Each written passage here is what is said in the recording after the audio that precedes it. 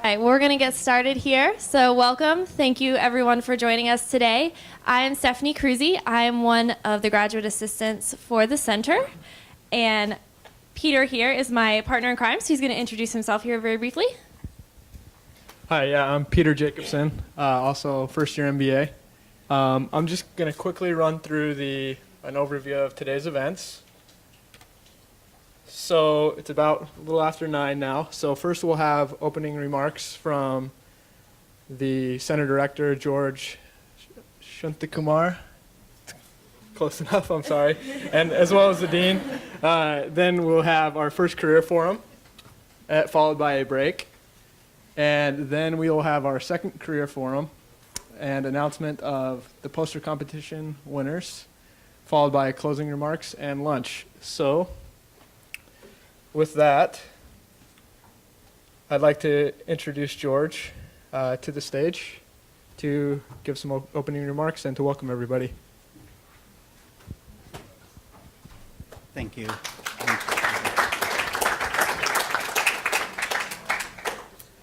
So, welcome to the DCMME Fall Forum on my careers in operations and supply chain management. Since I took over, and particularly since Annabelle joined us from UT Austin, we brought her here. She has been working tirelessly to change the focus of the center.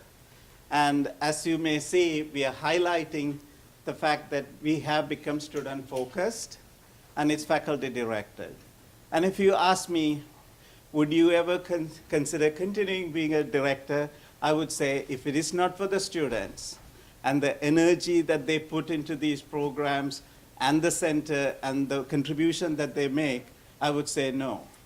So first of all, I like to give a big applause to all our students, participants, and also assistants, center assistants, and the volunteers that do work with us. I like to give them an applause first in the welcome. And also the industry participation has been strong. We are getting a lot of inquiries wanting to participate and people willing to put the time and work with our students, come here, participate, tell us their experiences, as well as give us projects, hire our students as interns. There's a lot of help from the industry. And again, I'd like to thank you all for contributing to the center and to the Granite School. So just to give you an idea of where we have been going, over the years, many of you have participated with us, and you would have seen a change in terms of the number of students coming here and the faculty participating as well as the industry participants. To give you an idea, in the last 2 years, last year, the two events we had about over 300 participants. And you would see that we have over 150 registrant students. Little people will be little by little coming in. So I'm very proud of that participation that goes on in these events.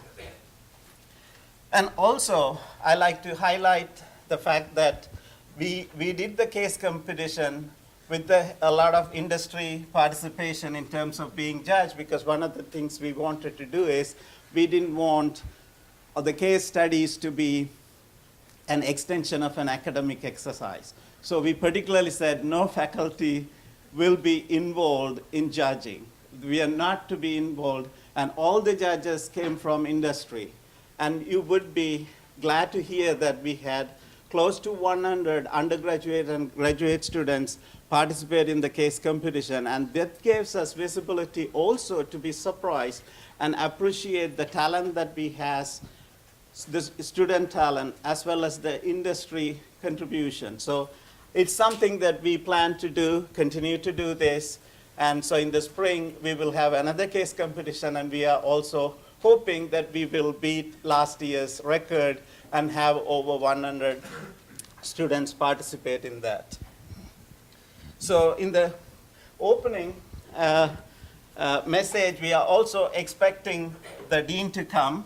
So while he's getting ready to come, let me also give you a few other things. One of the things that we are beginning to see, and we are very happy, is that the operations and supply chain management is flourishing. Our MBAs and our master's students and undergraduate students are finding great jobs in operations and supply chain management. And based on that, I'm also glad to say that we launched our master's program in global supply chain management. We have our first batch here today. And we are launching our undergraduate major in supply chain information and analytics, which I believe is going to be a great program, and it'll be a good source for the industry to look into, to be able to hire good people. So the year, we are progressing and focusing more and more into what we can do and learn from industry and also improve our programs. So now my part is over. I'd like to invite the Dean to address our participants.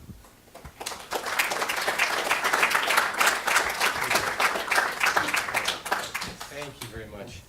Well, everyone, a very, very hearty, warm welcome to all of you. Our students, our faculty, our staff, and then all of the visitors from outside, corporate relationships. In fact, I was just mentioning to Annabelle, one of the things about Purdue is that in the area of global supply chain logistics, operations, we are world famous for that. People around the world know Krannert, they know Purdue University, and it is tied to a lot of the kinds of activities that are engaged in, including what you're doing today. This kind of a large-scale conference, a lot of the activities the students have been engaged in. With our Dauch Center, it's a very unique center in the sense that it is very student-centric, very student-focused. So a lot of the activities of the center are not just research-based, traditional research-based with faculty, but it's engaging the students so that we talk a lot about flipping the classroom, where you're taking a lot of the more traditional learning, you're giving it to the students to do outside of the classroom, but then when they come into the classroom, they come into the university setting, they get a unique opportunity for learning.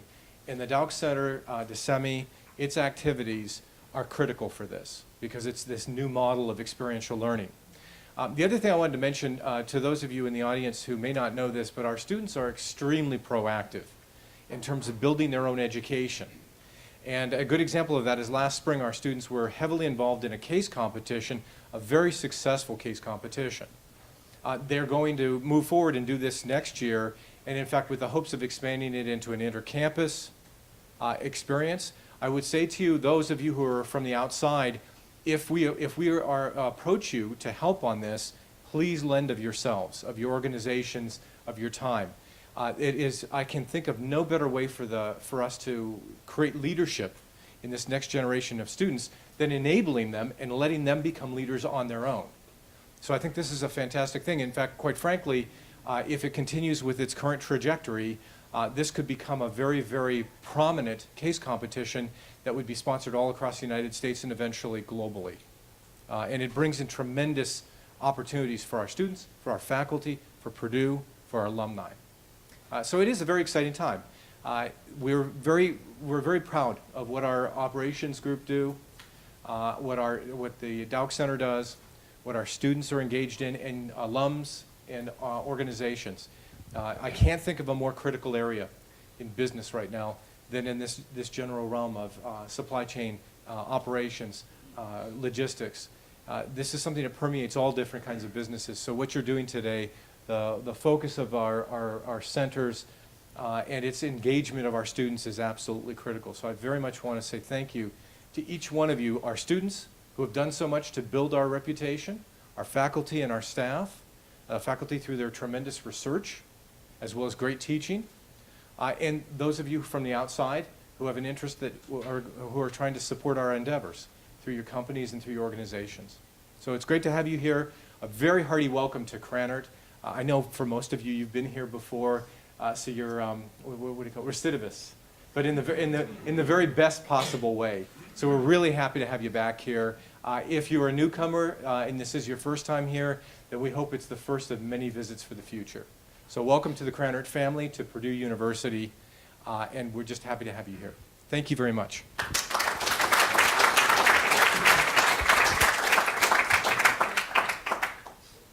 Thank you, Dean Early.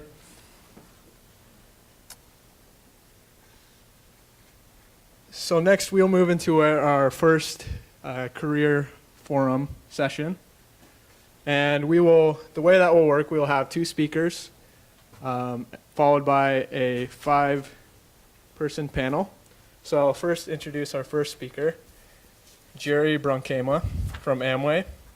He is a supervisor of supply chain planning at Amway, where he leads a staff of planning professionals and in the supply chain planning group. And he joined Amway in 2004.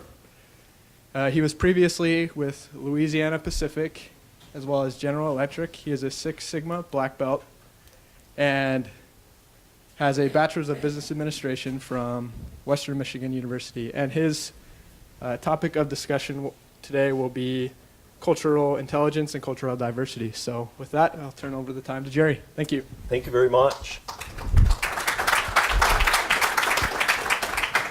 Hopefully everybody can hear me okay. Yell at me if you can't. Before I get started, I just want to say thank you so much for having us here. I've been doing some recruiting events for the last few years, and this is really one of the best ones I've ever been to. This is my first time here, and I love the poster contest and meeting everybody, and it's really a unique opportunity to get to know each student. So thank you very much for having us here. We really appreciate it. I want to do 2 things, and I know I only have 12 minutes, so hopefully I won't go for the normal 3 hours that I do. But I want to do 2 things. I want to tell you a little bit about Amway, and then I want to tell you a little bit about my experience working in some different cultures, and that's probably as far as I'll go, is right there. First of all, a little bit about Amway. We were founded about 53 years ago by Jay Van Andel and Rich DeVos, and we're really founded on 4 main principles: freedom, family, hope, and reward. And those principles still ring with us today. As a matter of fact, they're etched in stone out in front of Amway. We're in Grand Rapids, Michigan. We have about 4,500 employees in Grand Rapids. We manufacture everything from soap that you probably know us for, to vitamins and nutritional supplements, to a very good makeup line, artistry makeup line. We've been growing. We've been growing very, very fast. We are at $11.3 billion in sales last year. We'll come in very, very close to $12 billion this year. And we've got something like 10% growth over the last few years. We're a very unique company in that of that $11.3 billion in sales, about 90% of that comes from outside the United States. Large portion of that is in Southeast Asia and China. But because of that, it forces us, and I think it will force all of you when you graduate, into a world that is very, very flat, and into a world where you'll be on the phone and you'll be on internet and you'll be on same time and all of these other technologies with people from all over the world. And it's really important that you learn to communicate effectively with those folks. I'll get into that in a minute. One more slide on Amway. I'm just going to go through this really quick. Here's our layout of where we are in the world. We have manufacturing facilities in California and in Grand Rapids, Michigan, as I mentioned, also in Brazil, 2 plants in Vietnam, one that's currently open, one that is under construction, a couple plants in China, India, and I might be forgetting a few distribution facilities in Busan, Korea as well. And this forces us to be a very tight-knit family all across the world. All right, so let's get into the fun part of the presentation, enough of the overview of Amway. What is this idea of cultural intelligence? Has anybody heard of that term before? Has anybody taken any test on cultural intelligence? You can actually go online and you can say, how intelligent am I about other cultures? So this idea of cultural intelligence is really your capability to function in a lot of different cultural situations. And there's different categories of how you fit in. When I took the test, I came out as what they call a chameleon. And that means that I integrate into different cultures very easily, and I adapt and kind of take on the characteristics of those different cultures. So it's kind of interesting. There's all different styles of that. What I really want to share with you is that there's 3 sources of cultural intelligence, and I want to share 3 stories that 2 have happened to me personally, and 1 happened to a colleague of mine. And they fit into this head, body, and heart, and each one is important when you're dealing with a culture different than your own. And the first one is head, and this really means to keep your wits about you and to take the time to understand the culture and the folks you're in. And about 6 months after working for Amway, they sent me to Venlo, which is in the Netherlands. And the Dutch are a really unique culture. I happen to be of Dutch descent, so I was really excited to go over there. But what I found out is the Dutch are really honest, brutally honest people. And I had a colleague of mine come in one day, and they would speak Dutch, and I don't speak any other than, maybe to order a little bit of food. And so a colleague came in one day wearing a dress, and immediately my other colleague started talking to her in Dutch. They didn't know what they were saying, but an hour or so later, she came over to me and she said, "Jerry, I would like to know what you think of this dress on me." Now, I'm a married man. I know how to answer this question, right? I'm not going to fall for that. The dress wasn't that great. But of course I said, "Paula, that dress looks beautiful." That's what my wife would want to hear, and that's what I'm going to say. She put her head down and walked away. Okay. Just so happened that night we had a happy hour planned, and I happened to sit by her, and after a couple drinks she leaned over to me and she said, "I want to know why you lied to me today." I said, "Uh-oh, I thought I was busted about something else. Did that shipment not show up, I promise?" And I said, I don't understand. And she said, "When I asked you if the dress looked good on me, you lied to me. Everybody else in the workforce came to me when I came in, and they immediately told me, 'That's a really ugly dress on you. Don't wear it again.' And you lied to me." So I had to explain to her about, hey, we can't do that. If I told my wife that a dress looked bad on her, we're going right back into counseling immediately. and so I tried to explain to her, but what I found out, and what was so important about this, is as our working relationship, she now didn't know if she could trust me. And so that piece of information that I didn't know about when I went over there was that now if I'm going to lie to her something so simple, they all tell the truth about whether the dress looked good. If I'm lying about that, I would more than likely lie about something very large like a work-related issue. So that's an example of how you need to understand where you're at, do your pre-work, understand the culture that you're in, and get out of the comfort zone. For me, still to this day, to tell a female colleague that they don't look pretty would be very, very hard for me, even in that. And so that's my story on the head. The body also happened to happen over in Venlo, and this is another interesting story. So even if you get your head into the game and you can now start to tell people these things that maybe they want to hear, it's important to also work on your body language. And the example I have of this is also in Venlo. When women greet you in the Netherlands, they tend to give you a kiss on each cheek, and I know that's very common in a lot of cultures.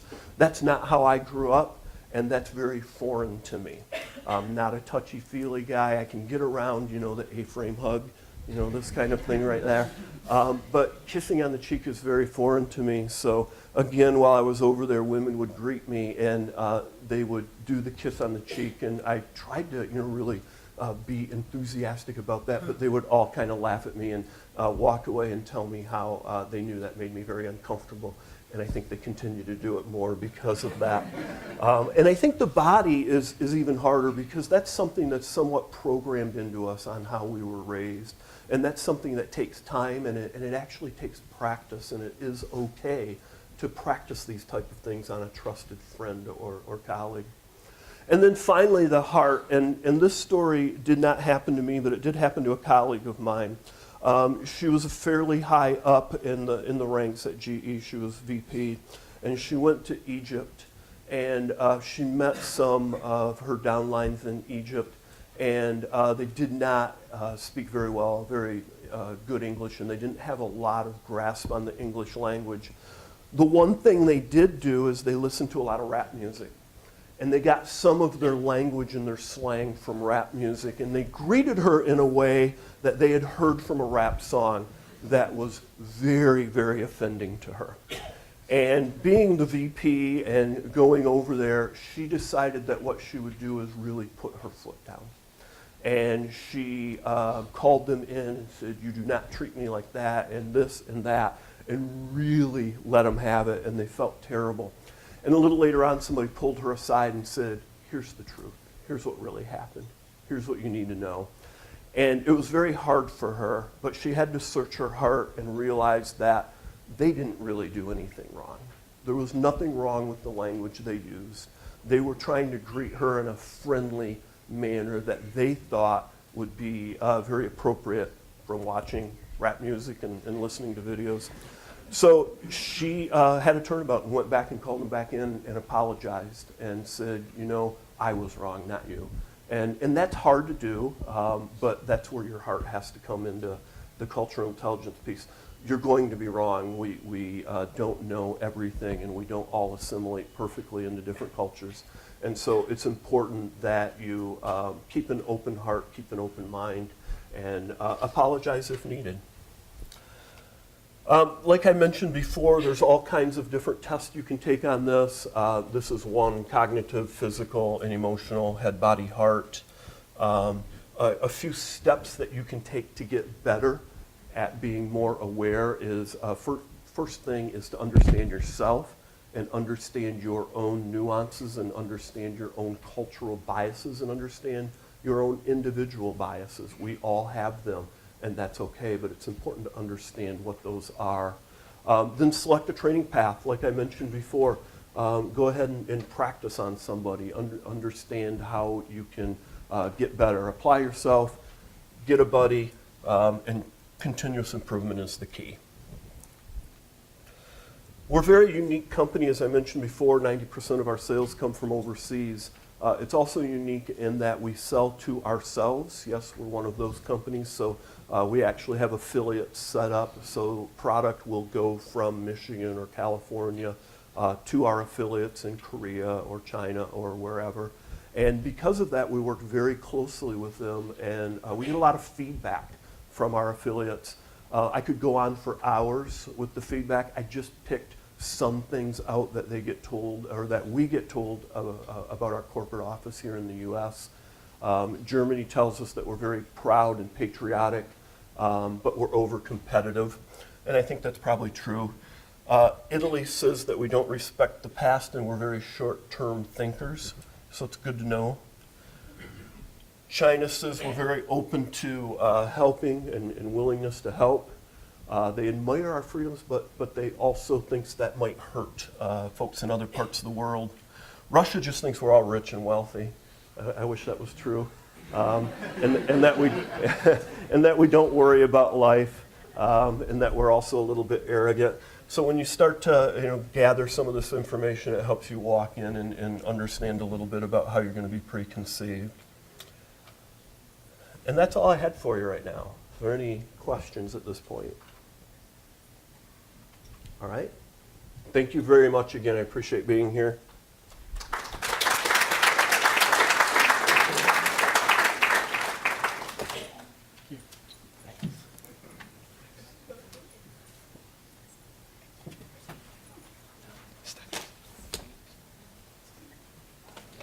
Can you just help her with that? Yeah, we can't have a guy touch me. Yep. It's really okay. Thanks, Jerry. That was great. So next we will have our second speaker of the first session, Ms. Karen Caswelch. She is the CEO of Akoya, which is a supply chain intelligence company, provides services in the supply chain management intelligence. She was previously the vice president at Allison's Transmission and a manager in the GM Asia Pacific region. She has an MBA from Harvard and a mechanical engineering degree from MIT. and is on several boards and currently resides in Indianapolis with her family. And today she will be discussing work-life balance and ambition. So with that, welcome, Karen. Okay, it's working, right? It's working? All right. All right. So, all right, we're going to figure this out. So, so just a little bit about me. I actually grew up in Southern Illinois, about 23 miles northeast of St. Louis, in a town of about 11,000 people, and we live 5 miles outside of the town. So I grew up in the country. I have 3 brothers. I'm number 2 in line, and no sisters. And my dad also had 2 brothers and 1 sister. And his sister was really, really spoiled. So he brought me up not to be spoiled.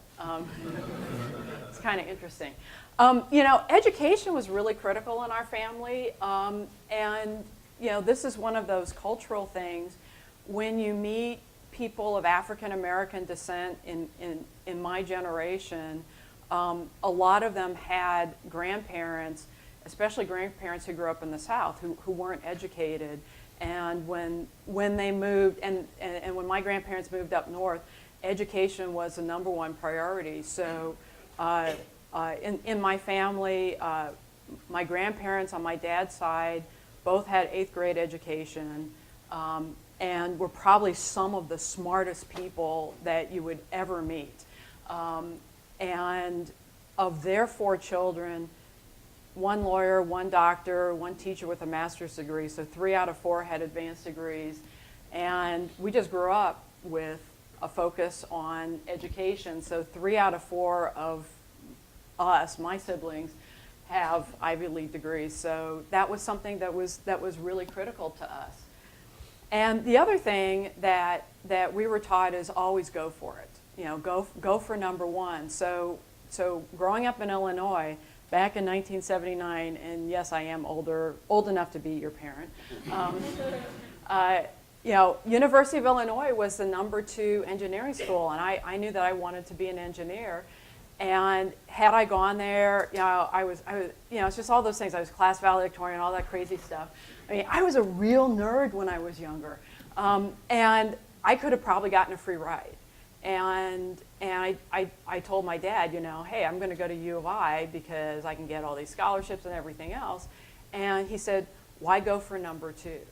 And, you know, MIT is #1, so you should go for it. And I'm like, but we can't afford it, which we couldn't, but we figured it out. He said, don't worry about it. Just go for it. We'll figure it out. So that's my background in terms of what drives me is the education and this concept of you should always go for it. All right. Oh, you're taking care of this. Oh, this is great. Okay. All right, so you heard about my background. I spent 24 years at General Motors. And, you know, it was interesting because I was at Harvard. So, oh, yeah, like this weekend is my 25th anniversary at Harvard. So, and 80% of my classmates at Harvard went either into consulting or investment banking. And so you can see what happened to investment banking and consulting over the last 5 years. And I made that decision not to do that because I just didn't feel like it was real. I felt it was kind of a fakey type of thing. So I wanted to do something that I could get my arms around. Okay, you guys are laughing. You think I'm right or wrong? I'm just telling you, management consultants. Okay, is anyone a management consultant in here? Oh, good. So, I mean, they go in, they ask everybody what needs to happen, and then they tell you what is already known in the organization, but people don't want to listen. And I'm like, that's not what I want to do for a living. I want to go in and be that person to understand what needs to happen and go change things inside the organization. So I spent 24 years at GM, starting in the component group side of it at Delphi. There was in application engineering and industrial engineering and manufacturing supervision and business planning. Then I went to Detroit on the vehicle side and did product line planning, vehicle assembly, Pontiac East Assembly Plant, where they built the GM full-size pickup truck. I spent a year and a half there, now almost 2 years there. I ran the body shop on afternoon and midnight shift, and then I ran the chassis shop on afternoon, midnight, and day shift. So like chassis, I had 300 hourly employees, 8 to 10 salaried employees, and we had to keep 400 trucks a day coming off the assembly line. So it was a very, very interesting experience. I'll talk about that some more. And then from the assembly plant, I got an opportunity to go overseas. And so I went to Singapore. Is anyone from Singapore? Okay. Yeah, I love Singapore. my family's still mad, like 12 years later that we left. So we lived in Singapore for 4 years. And I was responsible for all the manufacturing and quality related things in Singapore, including Y2K. So I was actually in Singapore during over the time change, and managed all of the Asia Pacific assembly plants to make sure that they would run. And the cool thing is they actually did. And for anyone, you guys are probably like, Y2K, what is that? But what was interesting is that because it was a non-issue, most people think that it was overblown. And those of us who are actually in the trenches know that there was a huge amount of work, and it actually wasn't a non-issue. It was the work that everybody did that turned it into a non-issue. So it was actually kind of cool and a big deal. And then I came here from Singapore and became the VP of purchasing for Allison Transmission. So currently CEO of Akoya. It's it's like 9 years old, but it's a startup company, because we're still small, and part of the thing in entrepreneurial life is trying to get the product and the marketing exactly right. And if you don't quite have the product right, or you don't quite have the marketing right, then it's really hard to grow the business. So we're still in this mode of what was right 2 years ago isn't right today. So it's a constant adjustment through this process. But currently our business, we're actually focused on direct material, analytics. And so I'm really glad to hear that the Krannert School is starting to really get into the data side. We're working on big data, and we're doing big data in a way that part of our problem as a business is that people didn't believe that we could do what we could do. So Caterpillar was actually our founder, one of our founders, and is a big customer. American Axle's been a customer in the past, as has Deere. So there's some people here who have been customers of ours. Okay, so ambition, yeah, be ambitious. Okay, it's great. There's some trade-offs, and so the first thing I tell you is I am still 30 years on totally committed to manufacturing, and I think it's really important to get into the trenches, understand what manufacturing is about, and it's taking raw material and turning it into something that people want, and it's hard, and it's painful, and the other thing I tell you is, for every single person, if I could go out on the plant floor with an engineering degree, an MBA from two of the arguably top schools in the world, you can do it too, okay? And I would tell you, I have zero regrets. I can't tell you how many times I would leave after midnight shift in tears, because it is a hard thing to do. I don't know, Jerry, have you ever been on the floor? Yeah, we spend a lot of time on the floor in our job, and I agree with you, manufacturing is awesome. It's awesome, but it's really hard. Yeah. But you get the satisfaction that you've actually created something. One of the things I'd like to share with you, and I was lucky because I learned it really early in my career, not everybody wants to be a boss. So this is important to talk when you think about ambition, that one of the things that I'm sure every student in the room, ambition is honored, okay, for all of you. But as I'm going to talk about in the next section, work-life balance, it may not be the most important thing, and you have to actually learn how to balance what you feel pressured, i.e. ambition, to do with what is it that you really want to do.